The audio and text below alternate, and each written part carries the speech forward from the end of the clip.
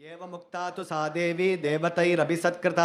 समुद्रमध्ये सुरसा बिभ्रती राक्षसं वपुः विकृतं च विरूपं च सर्वस्य च भयावहं प्लवमानं हनुमन्तमावृत्येदमुवाचः मम भक्ष्यप्रदिष्टस्त्वमीश्वरैर्वानरर्षभ अहं त्वां भक्षयिष्यामि प्रविशेदं ममाननं वर एष पुरा दत्तो मम धात्रेति सत्वरा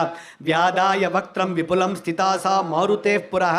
एवमुक्तः सुरसया प्रहृष्टवदनो ब्रवीत् रामो दाशरथिर्नाम प्रविष्टो दण्डकावनं लक्ष्मणेन सह भ्रात्रा वैदेह्या चापि भार्यया अन्यकार्यविषक्तस्य बद्धवैरस्य राक्षसैः तस्य सीता हृता भार्या रावणेन यशस्विनी तस्याः सकाशं दूतोऽहं गमिष्ये रामशासनात् कर्तुमर्हसि रामस्य साख्यं विषयवासिनी अथवा मैथिलीं दृष्ट्वा रामं चाक्लिष्टकारिणम् आगमिष्यामि ते वक्त्रं सत्यं प्रतिशृणोमि ते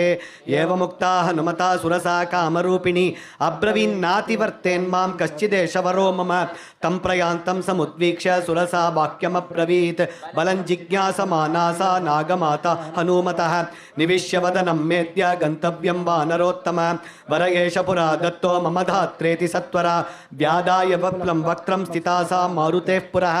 एवमुक्तः सुरसया कृतो वानरपुङ्गवः अब्रवीत् कुरु वै वक्त्रं येन मां विषयिष्यसि इत्युक्त्वा सुरसां क्रुद्धो दशयोजनमायतं दशयोजनविस्तारो हनुमान् अभवत्तदा तं दृष्ट्वा मेघसङ्काशं दशयोजनमायतं चकार सुरसाप्यास्यं विंशत्योजनमायतं हनुमांस ततः क्रुद्धस्त्रिंशत्योजनमायतः चकार सुरसा वक्त्रं चत्वारिंशत्ततोच्युतं बभूव हनुमान् वीरः 50 योजनोच्युतः चकार सुरसा वक्त्रं षष्टिं योजनमुच्युतं तदैव हनुमान् वीरः 70 योजनोच्युतः चकार सुरसा वक्त्रम् 80 योजनोच्युतं हनुमाननल प्रख्यो 90 योजनोच्युतः चकार सुरसा वक्त्रं 100 योजनमायतं तद्दृष्ट्वा व्याधितन्त्वास्यं वायुपुत्रस्य बुद्धिमान् दीर्घजिह्वं सुरसा सुभीमं नरकोपमं स संक्षिप्यात्मनः कायं जीमूत इव मारुतिः